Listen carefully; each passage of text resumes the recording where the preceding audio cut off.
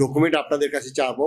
আমাদের যেহেতু আমরা একটা রেজুলেশন করব, সেই রেজুলেশনে আমরা চাইবো যে আপনারা গত ছয় মাসে এটি কতটুকু উৎপাদন করেছেন, কতটুকু আপনার মার্কেট করেছেন, সেই একটা ডকুমেন্ট চাইবো এবং আমি আশা করি যে আপনারা আমাদেরকে হেল্প করবেন।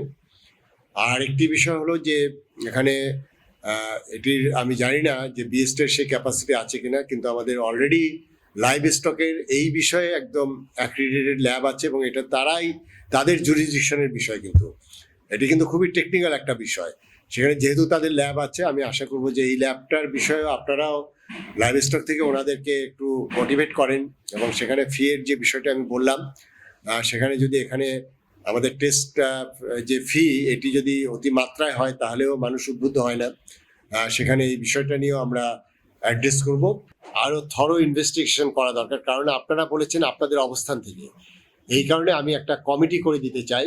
সেই কমিটি আমাদের ডাইরেক্টর এখানে যে আছেন, আমাদের ডাইরেক্টর কার্যক্রম, ওনার নেতৃত্বে, এবং সেই কমিটিতে আমাদের ট্যারিফ কমিশনের প্রতিনিধি থাকবে। আমাদের এটি একটা কম্পিটিশন কমিশনের একটা বিষয় আছে, কারণ এখানে কোনো এন্টি কম্পিটিটিভ কোনো ফ্যাক্টর কাজ করছে কিনা, এই জন্য কম্পিটিশন কমিশনের একজন প্রতিনিধি থাকবে।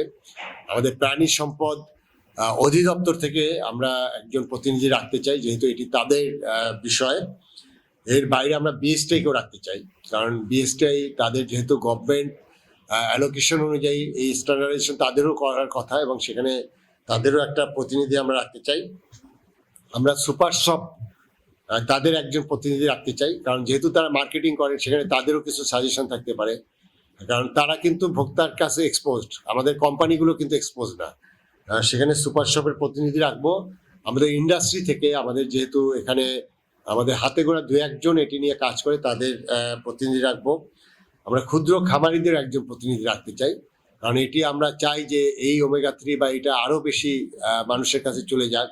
কারণ হলো যে আমাদের দেশে আমরা যেহেতু মাইক্রো নিউট্রিয়েন্ট ডেফিসিয়েন্সিতে ভুগছি, সেখানে আমরা যদি এটিকে আরও বেশি ব্র্যান্ডিং করতে পারি, তাহলে নিশ্চয়ই একটা শ্রেণীর মানুষ কিন্তু আমাদের এই মাইক্রোনিউট্রিয়েন্ট যে ডেফিসিয়েন্সি আছে এবং অ্যাফোর্ডেবল প্রাইসে যদি দিতে পারি, সেটিও কিন্তু আমাদের দেশের জন্য একটা বড় কাজ হবে। যেহেতু আমরা এখন অলরেডি আমরা অনেক জায়গায় ফুড ফর্টিফাই করছি, বিশেষ করে আমাদের যে ভেহিকলগুলো, আমরা লবণে আয়োডিন দিচ্ছি, আমরা ভোজ্য তেলে আমরা ভিটামিন এ দিচ্ছি, আমাদের চালে আমরা জিঙ্ক এবং কি ফলিক অ্যাসিড দিচ্ছি।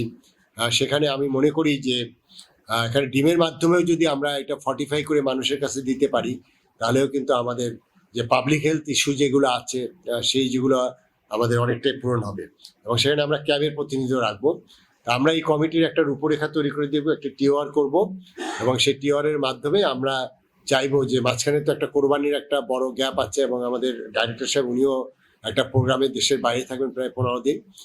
আমি আশা করব যে আমরা জুলাই মাসের এন্ড অফ জুলাই, যেহেতু জুন মাসটা আমাদের মানে অনেকগুলো কাজ আছে, যেহেতু জুন ক্লোজিং আছে, আমাদের নিজস্ব কোরবানির বিষয় নিয়ে আছে, আমরা এন্ড অফ জুলাই আমরা টার্গেট করে দিই। এন্ড অফ জুলাইয়ের মধ্যে তারা একদম ডিটেলস একটা প্রতিবেদন দিবে কি কি করণীয় আছে, এবং সেখানে আমি মনে করি যে এটি একটি গাইডলাইন করা দরকার। সেটি আমি রিকমেন্ড করবো। আমাদের কিছু ইনস্ট্রাকশন, আমাদের কিছু রিপোর্টের উপরে আমরা কিছু সাজেশন চাচ্ছি, এবং সেই সাজেশন অনুযায়ী মূলত আমি আশা করবো যে লাইভ স্টক মিনিস্ট্রি তারা এই বিষয়ে একটি গাইডলাইন করে দিবে। তা এর বাইরে কি কোনো কিছু আছে? তা আমরা আপাতত এটুকু চাচ্ছি। আমাদের দেশ এগিয়ে যাচ্ছে, আপনারা জানেন। আমরা এখন স্মার্ট বাংলাদেশের দিকে এগিয়ে যাচ্ছি। সেই স্মার্ট বাংলাদেশ করতে গেলে আমাদের এই ওমেগা 3 সমৃদ্ধ স্মার্ট ডিমও খেতে হবে, এবং সেটি আমরা ভোক্তার পক্ষ থেকে যে জিনিসটা আমরা চাচ্ছি, যে এটি যেন যে পেটা আমরা করছি, যে অতিরিক্ত আমরা এখানে অর্থ ব্যয় করছি, সেই অর্থটা যেন অর্থবহ হয়। অর্থাৎ আমরা যেন অথেন্টিক জিনিসটা আমরা অতিরিক্ত পে করে যেন পাই, এবং সেটি নিশ্চয়ই আমাদের দেশের যে আমাদের এগিয়ে যাওয়া, সেটি আরো সমৃদ্ধ করবে। এই বলে আমি আমার বক্তব্য শেষ করছি।